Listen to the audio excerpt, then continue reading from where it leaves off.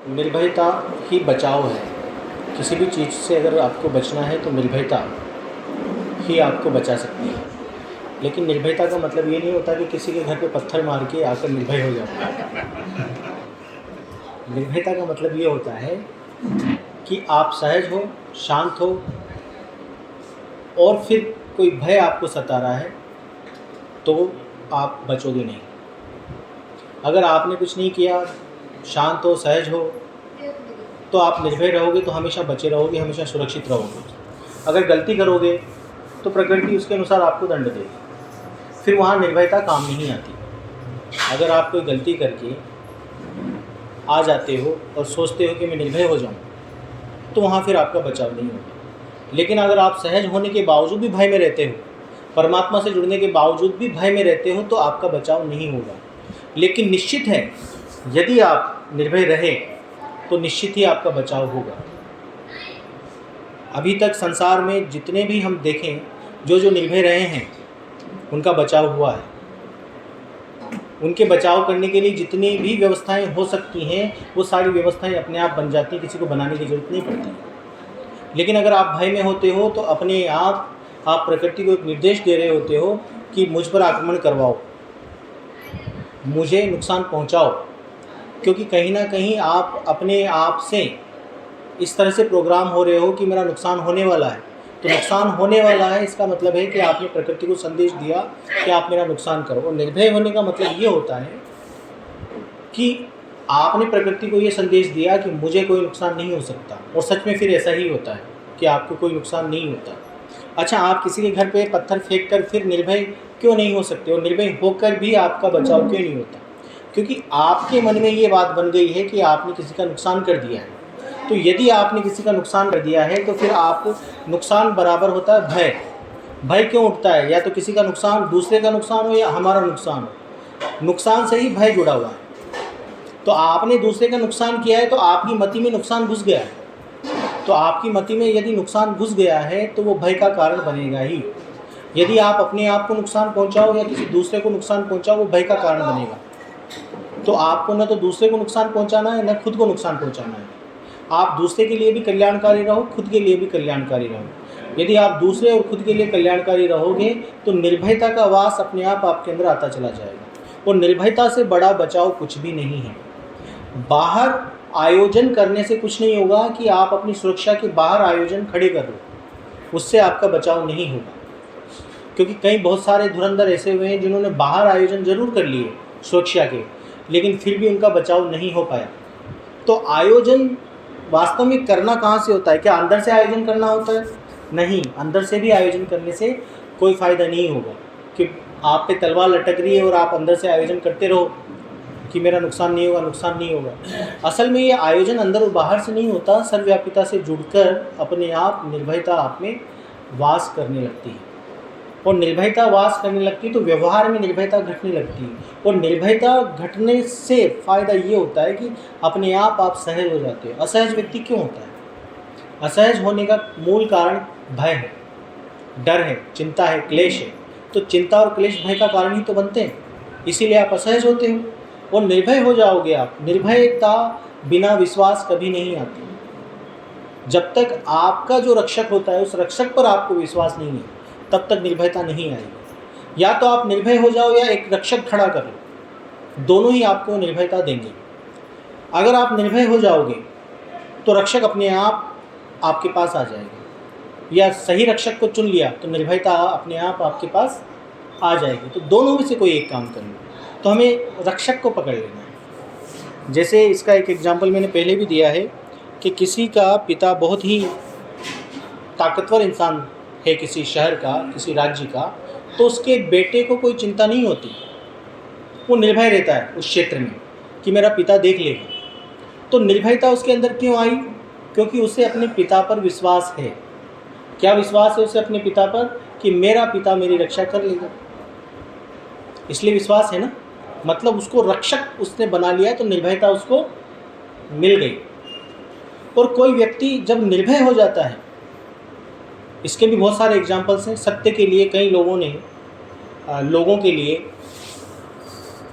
फ़ायदा पहुंचाने की कोशिश की और निर्भय होकर फ़ायदा पहुंचाने की कोशिश की, तो उनकी रक्षा अपने आप या तो लोग कर लेते हैं या कुछ संस्थान कर लेते हैं, तो रक्षक अपने आप उनके ऊपर खड़े हो जाते हैं अगर सत्य के लिए कोई भी कुछ करता है तो कहने का मतलब ये, अगर आप निर्भय हो गए और सत्य के मार्ग में चलते हुए निर्भय हो गए तो रक्षक अपने आप आपके खड़े हो जाएंगे, और सत्य को रक्षक बना लिया तो निर्भय आप अपने आप हो जाओगे। दोनों तरफ से ये काम होता है, कोई भी काम आप कर लो, निर्भयता से जुड़ोगे तो अपने आप रक्षक से जुड़ गए, क्योंकि पूर्ण निर्भय अमर निर्भय कौन है?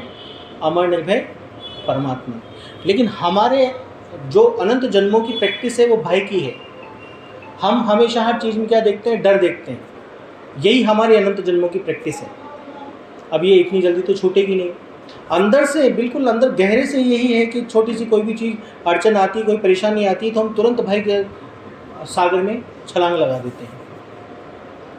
चाहे वो नुकसान आप तक पहुंचा भी नहीं हो, नुकसान पता नहीं 10 साल बाद आएगा भी कि नहीं आएगा, लेकिन उस 10 साल के नुकसान की वजह से आप भय के सागर में डुबकी लगा देते हो। तो वो अभी तक नुकसान नहीं हुआ है तुम्हारा। तो निर्भय यहाँ पर क्या है? अनिश्चितता बहुत गहरी है संसार में।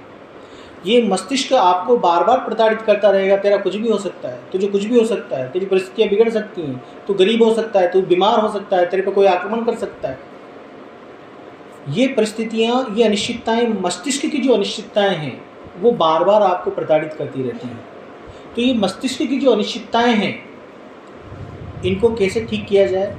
इनको ठीक करने के लिए एक अमर निश्चित से जुड़ना पड़ेगा ना, आपको स्थिर से जुड़ना पड़ेगा। जब तक संगत मन की करोगे तो मन तो आपको गुलाटियाँ खिलाता रहेगा बंदर की तरह। और हमने संगत किसकी की है? मन की संगत की है। सत्य की संगत करने आते हैं तो कोई भी आकर बोल देता है तुझे क्या फ़ायदा हुआ? अरे तुम मन की संगत कर रहा था तब क्या फ़ायदा हुआ? सत्य की भी थोड़ी संगत करने लगा हूँ और तू फ़ायदे नुकसान की बात कर रहा है। फ़ायदे नुकसान से पार है सत्य, और फ़ायदा नुकसान जब नहीं हम देखते तभी निर्भयता घटित होती है, तभी निस्वार्थता घटित होती है। निर्भयता, निस्वार्थता और निश्चिंतता तीनों एक ही चीज़ है। इन तीनों में से एक भी चीज़ को आपने धारण कर लिया, तीनों अपने आप आपके अंदर आ जाएगी। निश्चिंतता आ गई तो निर्भयता अपने आप आ गई, और निस्वार्थता अपने आप आ गई। बिना निश्चिंत हुए कोई भी निस्वार्थ नहीं हो सकता, बिना निस्वार्थ हुए कोई भी निश्चिंत नहीं हो सकता, क्योंकि स्वार्थ के साथ चिंता खड़ी है, और स्वार्थ के साथ चिंता खड़ी है तो भय भी खड़ा है। क्योंकि कोई स्वार्थ है तो उसी को तो नुकसान का डर होगा, तो भय अपने आप आ गया उसके साथ। तो जब तक आप निश्चिंत, निस्वार्थ और निर्भय नहीं होंगे, न तो आप सुरक्षित रहेंगे, ना ही संपन्नता का द्वार आपके खुलेगा। देखो, हम जिसको संपन्नता समझते हैं वो संपन्नता नहीं है, वो तो आनी जानी चीज़ है। आज कोई संपन्न है, कल विपन्न हो जाएगा तत्व दृष्टि से। आज किसी के पास तत्वों का अंबार है, धन का अंबार है, वो कल विपन्न होते समय नहीं लगेगा उसको। तो ये संपन्नता नहीं है। संपन्नता असल में वो होती है कि एक ऐसी संपन्नता मिल जाए हमें कि जो तात्विक संपन्नता है वो भी एक रस बनी रहे, वो भी न छूटे जब तक हमारी मुक्ति नहीं हो जाती। उसको सही संपन्नता कहा जाता है। सही संपन्नता का मतलब यही होता है, एक रस संपन्नता, जो परमात्मिक संपन्नता हमें मिल गई।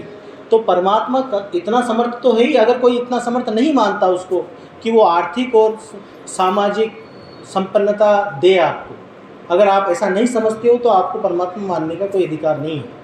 अगर आप ऐसा समझ रहे हो कि आपका छोटा सा दुख भी दूर नहीं कर सकता वो, तो फिर परमात्मा क्यों भज रहे हो? फिर अपने ऊपर विश्वास करो और कर्म करो, आप खुद ठीक कर लो अपने आप को। यहाँ पर कितनी चीज़ें हमारे वश में हैं ये जानने योग्य बात है।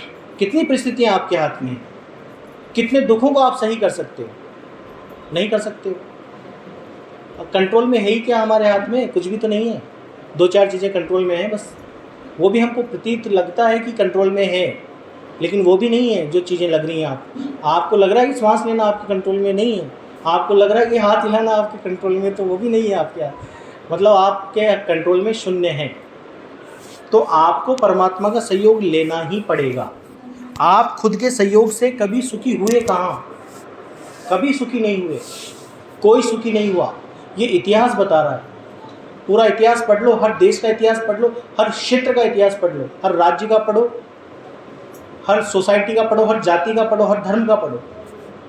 जिसका भी इतिहास पढ़ना उसका इतिहास पढ़ लो। खुद के प्रयास से कभी कोई न तो सुखी हुआ न सफल हुआ। जब तक परमात्मा का सहयोग नहीं लोगे, और परमात्मा का सहयोग ऐसे नहीं मिलेगा कि आप कुछ भी कर रहे हो, कोई कर्मकांड कर रहे हो। परमात्मा का मतलब होता है सत्य, और सत्य को ऐसे नहीं पहचाना जाता कि किसी ने भी बोल दिया सत्यम शिवम सुंदरम या कुछ भी बोल दिया उसको सत्य मान लेंगे। कोई कहता सोहम सत्य, कोई कहता ओम सत्य। तो ऐसे कहने मात्र से काम नहीं चलता है। सत्य के गुणों को जानना पड़ेगा कि सत्य के गुण क्या हैं, और उन गुणों के आधार पर सत्य से जुड़ना पड़ेगा। और सत्य के गुण हर धर्म में, कुछ कॉमन गुण हैं वो सब धर्म में बराबर हैं। कोई भी धर्म उन सत्य के गुणों से नकार नहीं कर सकता अपने आप। और वह सत्य के गुण यदि मिलते हैं किसी में तो उसको पकड़ लो।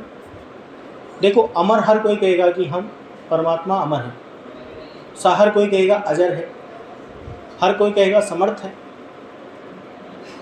कहते हैं हर धर्म में ये बातें तो हैं ही, लेकिन जब उन धर्मों को ढंग से परखना शुरू करते हैं, न तो वो अजर मिलते, न वो अमर मिलते, न वो समर्थ मिलते, तो वहीं उनके गुणों से ही उनकी काट हो रही है कि वो सत्य नहीं है। सत्य का एक गुण पकड़कर किसी भी चीज़ को आप तोल सकते हो, क्योंकि सत्य का अटेस्टेशन कौन करेगा? सत्य का अटेस्टेशन करेगा सत्य, स्वयं सत्य अटेस्टेशन करेगा सत्य। और सत्य की पहचान सत्य से होती है। तो सत्य की पहचान कैसे होगी? सत्य का एक गुण पकड़ो, दो गुण पकड़ो और उनके ग्रंथों को नाप दो। उनके ग्रंथों को नापोगे, पता चलेगा कि सत्य का ये गुण कहाँ कहाँ मैच हो रहा है। पता चलेगा पूरा का पूरा ग्रंथ, पूरा का पूरा धर्म, पूरा का पूरा पंथ असत्य है, सत्य है ही नहीं। इस तरह से हम सत्य का पता कर सकते हैं। सत्य न तर्क में होता है न कल्पना में होता है। कल्पना क्या चीज़ होती है? कई लोग कहते हैं कि कल्पना की बातें हो रही हैं। कल्पना क्या है? जिस चीज़ की इमेज हम मस्तिष्क में बना सकें वो कल्पना कहलाती है। जैसे कि मैं कहूँ कि पीला कपड़ा, तो अचानक से आपके मस्तिष्क में पीले कपड़े की इमेज आ जाएगी, एक दृष्टि आ जाएगी पीला कपड़ा। तो वो पीला कपड़ा आपकी क्या हो गई? कल्पना हो गई। मैं कहूँ प्रकाश, तो प्रकाश की कल्पना आप कर लो। तो जिन जिन चीज़ों का मस्तिष्क इमेज बना सके, विजुअल बना सके, वो सारी कल्पना होती है। लेकिन परमात्मा की इमेज आप नहीं बना सकते, तो परमात्मा कल्पना के दायरे में नहीं आता। परमात्मा कल्पना अतीत है। और रही बात तर्क की, तो तर्क तत्व जगत में काम आते हैं। अगर परमात्मा की बात करें तो वहाँ पर तर्क कभी काम नहीं आएगा। तर्क केवल पाखंड को गिराने में काम आ सकते हैं कि एक तर्क से दूसरा तर्क हमने गिराया और पाखंड गिरा दिया। और पाखंड क्या है? पाखंड तात्विक है, तत्व के ही बनाए हुए पाखंड हैं। तो तत्व के पाखंड गिरेंगे तर्क से। और जब हम सत्य से जुड़ते हैं तब सत्य के तर्क हमारे पास होते हैं। जो सत्य के तर्क होते हैं वह कभी भी कोई नहीं काट सकता, क्योंकि वह अमृत विवेक से प्रकट हो रहे होते हैं। तो जो अमृत विवेक से प्रकट तर्क होते हैं वो सारे पाखंडों को गिरा देते हैं। लेकिन सत्य तर्क अतीत है, क्योंकि वहाँ तर्क काम करेगा ही नहीं। तर्क तत्व जगत में काम करता है। तो सत्य तर्क अतीत है और सत्य कल्पना अतीत है, उसकी कल्पना नहीं की जा सकती। और जिसकी कल्पना की जा सकती है वहाँ पर हम कहीं ना कहीं चेतना को मजबूत कर रहे होते हैं। अगर आपको कोई साधना दी जाए और वहाँ पर आपका मस्तिष्क काम करके कोई इमेज बना ले, तो समझो कि आपकी चेतना वहाँ शक्तिशाली बनेगी, मिटेगी नहीं।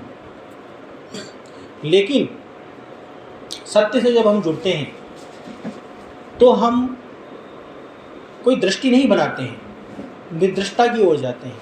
तो निर्दृष्टा की ओर जाते हैं तो वहाँ पर हमारी सृष्टि मिटती है। सृष्टा हम हैं और सृष्टा से सृष्टि है। दृष्टा हम है, दृष्टा से दृष्टि है। ऐसा नहीं है कि हम सृष्टा नहीं हैं, हम ही सृष्टा हैं। सृष्टा का मतलब होता है सृष्टि को बनाने वाला। तो हमारी सृष्टि के रचयिता हम हैं। रिश्ते नाते जितने भी चीज़ें हम देख रहे हैं उसके सृष्टा हम ही हैं। हम ही हमारी दृष्टि से उसको नापते और तोलते हैं।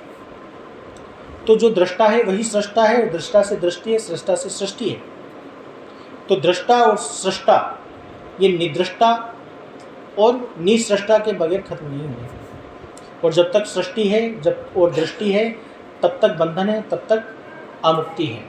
और मुक्ति चाहिए तो सृष्टि और दृष्टि दोनों को मिटाना पड़ेगा। दोनों मिटेंगे तभी मुक्ति संभव हो पाएगी।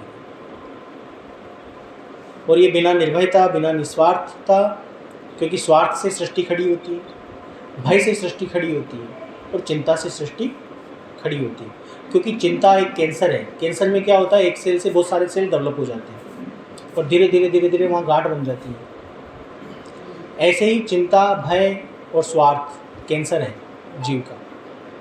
एक स्वार्थ 1000 स्वार्थ खड़े करता है, एक चिंता 1000 चिंता खड़ी करती है। और इनका एंटीडोट है सत्य। सत्य से आप जुड़ोगे तो ये स्वार्थ का, चिंता का और भय का जो कैंसर है आपका, वो ख़त्म हो जाएगा। यही तरीका है कि परमात्मा से जुड़कर, सत्य से जुड़कर निश्चिंतता की ओर बढ़ोगे। सर्वव्यापिता से जैसे ही हम जुड़ते हैं तो तत्व से हमारी दृष्टि हट जाती है, तो हम अपने आप दृष्टा होना बंद हो जाते हैं। दृष्टा होना बंद हो जाते हैं तो हमारे अंदर अमर भराव आता है। और कौन सा अमर भराव आता है? वो तात्विक अमर भराव नहीं आता है, वो नितात्विक अमर भराव आता है जो हमें शांति देता है। यदि वो नितात्विक अमर भराव हमें एहसास हो गया तो जो शांति मिलेगी वो हमेशा के लिए शांति मिलेगी। स्थिरता हो गई, शांति हो गई, ये तात्विक स्थिरता भी होती है, तात्विक शांति भी होती है। ये नितात्विक शांति और नितात्विक स्थिरता नहीं होती है। जो परमात्मिक शांति है, परमात्मिक स्थिरता है, वो अलग है। वो जब मिलती है तो हमेशा के लिए मिलती है, अन्यथा नहीं मिलती है। जो शांति मिलकर वापस चली जाए वो धोखा है, जो स्थिरता वापस मिलकर चली जाए वो धोखा है। कभी कभी आप लोग ध्यान में कहीं नए नए अध्यात्म के रास्ते चुनते हैं लोग, तो वहाँ ध्यान में बैठते हैं तो अचानक से उसको ध्यान में कभी कभी कोई रस आने लगता है, कोई आनंद आने लगता है। तो जब भी वो ध्यान में बैठता है तो उसी रस की कल्पना करता है दोबारा कि मुझे वो दोबारा मिले। अरे वो तो धोखा था, एक बार धोखा देके चला गया तुमको, अब बार बार उसी धोखे के लिए बिठाता है तुमको। तो ये धोखेबाजियाँ ये मन करता है। और सत्य क्या है? जितना उसने ठहराव आपको दे दिया है, जितनी शांति उसने दे दी है, अब वो आपसे छीनी नहीं जाएगी। वो आपको मिल गई है जो कि त्यों रहेंगी और आगे बढ़ती चली जाएंगी। इसको कहते हैं उत्तरोत्तर। चक्रवर्ती ब्याज होता है, चक्रवर्ती ब्याज का सबने सुना है ना। चक्रवृद्ध तरीके से बढ़ता है परमात्मा की जो कृपा है, चक्रवृद्ध तरीके से बढ़ती है। आज 2 है तो कल 4 होगी, फिर 4 है तो परसों 8 होंगी, 8 है तो फिर 16 होगी। ऐसे एक राजा की कहानी सुनी होगी। उसके पास एक लेने आया था, उसने कहा कि मुझे चावल के इतने से दाने दे दो, जो शतरंज के 64 खाने में आते हैं उतने दाने दे दो, पर ये ध्यान रहे कि एक दाना एक उस पर रखो एक खाने पर, तो दूसरे दिन उससे डबल करके देना और तीसरे दिन उससे उस डबल का डबल करके देना। तो 64 दिन के अंदर पूरा 64 दिन नहीं 32 दिन में पूरे राज्य का खजाना खाली हो गया। उसने तो सोचा 64 खाने तक ही तो देना है, डबल करके देना है, ज़्यादा ज़्यादा एक बोरी चला जाएगा। पता चला पूरा राज्य खाली हो गया। आपको यकीन नहीं आता तो गणित करके देख लेना। तो इस तरीके से चक्रवृद्ध तरीके से परमात्मा आपको कृपा करता है, बहुत फास्ट तरीके। अगर चक्रवृद्ध तरीके से कृपा न करे ना वो, तो तुम्हारे अनंत जन्मों की जो प्रैक्टिस है ना वो कभी मिट ही नहीं सकता, असंभव है कि मिट जाएगा। इसीलिए इसको कहते हैं उत्तरोत्तर कृपा। उत्तरोत्तर का मतलब बढ़ती हुई कृपा, बढ़ेगी ही घटेगी नहीं। तो धोखेबाजी परमात्मा के दरबार में नहीं है, सत्य के दरबार में धोखेबाजी नहीं है, धोखेबाजी मन के दरबार में है। यहाँ थोड़ा सा टेस्ट दिया जाएगा आपको। जैसे कि आपने भी देखा होगा, जियो पहले आई तो पहले फ्री में दे दिया आपको। तो अब अच्छा खासा पैसा ले रही है, तो ये मन ऐसे ही करता है।